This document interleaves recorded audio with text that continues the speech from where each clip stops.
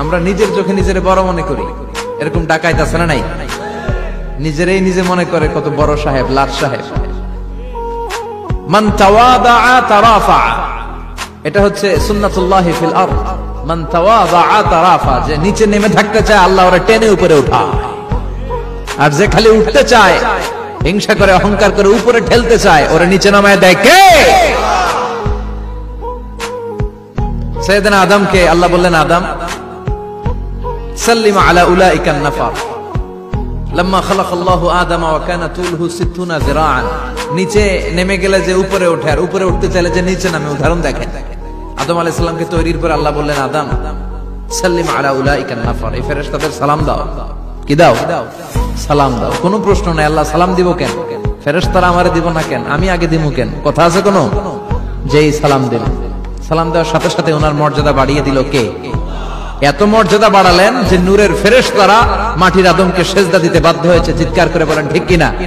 তুমি মাটির আদমকে প্রথম সৃষ্টি করিয়া ঘোষণা করিয়া দিলে শ্রেষ্ঠ বলিয়া, তাই তো নূরের ফেরেশতা করে আদমকে সেজদা।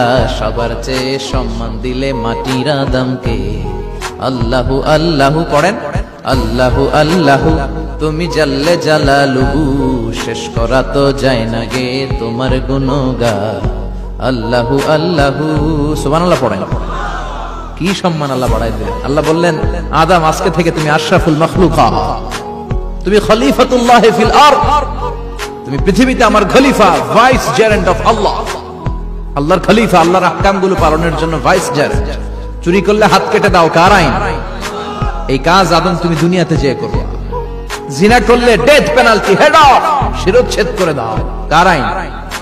খলিফা হিসেবে মানুষ এসে করবে। মানুষকে আল্লাহ আশরাফুল মাখলুকাত বানিয়ে দিলেন, নিচু হয়েছে বড় বানিয়ে দিলেন। আর শয়তানের অবস্থা কি?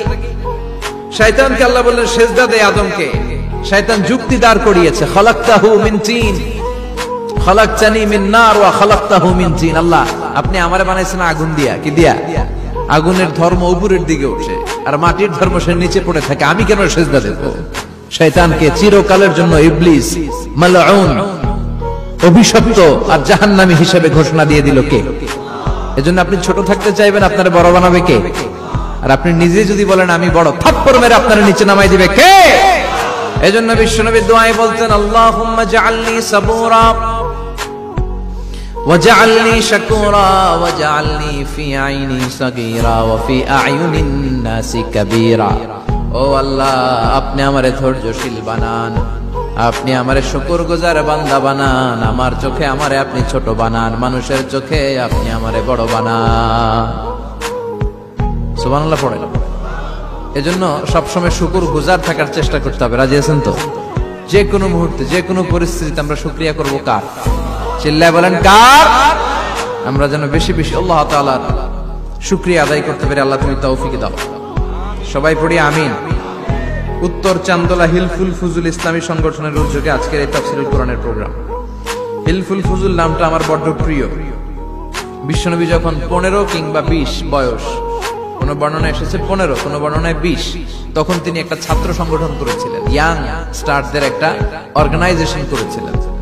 ওটার নাম তিনি দিয়েছিলেন হালাফুল ফুজুল।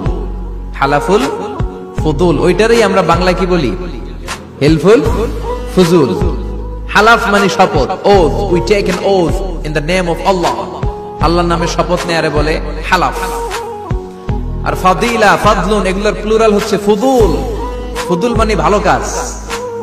ভালো ভালো কাজের উপর বিশ্বনবী যুবকদেরকে একত্রিত করলেন যে মক্কা শহরে কোনো টেন্ডারবাজি চলবে না, কোনো চাঁদাবাজি চলবে না, দুর্বলের উপর সবলের অত্যাচার চলবে না, জালিমের জুলুম চলবে না, হত্যা চলবে না, ধর্ষণ চলবে না, রাহাজানি চলবে না। মক্কা শহরটারে শান্তির শহর বানাতে হবে। যুবকরা এই দায়িত্ব কাঁধে নিয়েছে। কারা? মুরব্বীরা না, যুবকরা। যুবকদের আছে প্রাণ ঢালা উচ্ছ্বাস, অনেক শক্তি। এজন্য যুবকদেরকে ভালো কাজে আসতে হবে। যুবকরা চাইলে এই দেশের চেহারা পাল্টে দিতে পারে। এদেশে যুবক ভোটার আছে কয়জন জানেন? নতুন করে যুবক ভোটার হয়েছে 2 কোটি। কয় কোটি? 2 কোটি না? Can you imagine that? কল্পনা করতে পারেন? They can change Bangladesh. They can change the face of Bangladesh. তারা 56,000 বর্গ মাইলের এই বাংলাদেশের চেহারা পাল্টে দিতে পারে। তাদের অনেক শক্তি। এই জন্য যুবকদের এই শক্তি কাজে লাগাতে হবে। ফেন্সিডিল, গাঁজা, ইয়াবা, হিন্দি সিনেমা এগুলোর পিছনে দৌড়ানো যাবে, পর্নোগ্রাফির পিছনে ছোটা যাবে। যুবক বয়সে ভয় করতে হবে কারে? চিল্লায় বলেন কাকে? আল্লাহ আমার যুবক ভাইদেরকে তুমি তৌফিক দাও। বিশ্বনবী এই হালাফুল ফুদুল তিনি গঠন করলেন মক্কাতুল মুকাররমাতে। পুরো মক্কা শহরটা শান্তির শহর হয়ে গেল। সুবহানাল্লাহ। ভণ্ডামি এই দেশে আছে না নাই? দো দিল বান্দা কালমা চোরে, না পায় শ্মশান না পায় ঘোরে, দিন থাকিতে আয়রে পথে ছাইড়া দে ভণ্ডামি, ভণ্ডামি ভণ্ডামি ভণ্ডামি, ছাইড়া দে ভণ্ডামি। আছে না নাই? নামাজ কালাম পড়ে না, ইবলিশ শয়তানের নানা। আছে না? নামাজ নাই, রোজা নাই, নাচানাচি, নাচ গান, গোসল করে না, সারা বছরে করে একবার, ওই গোসলের পানি মুরিদরা খায় ফেলায়। আছে না নাই? নামাজ রোজা করে না, ইবলিশ শয়তানের নানা, ধর্মের একখান খুঁটি ধইরা কয়দিন করবা হয়রানি, ভণ্ডামি ভণ্ডামি ভণ্ডামি, ছাইড়া দে ভণ্ডামি। ঠিক কি না?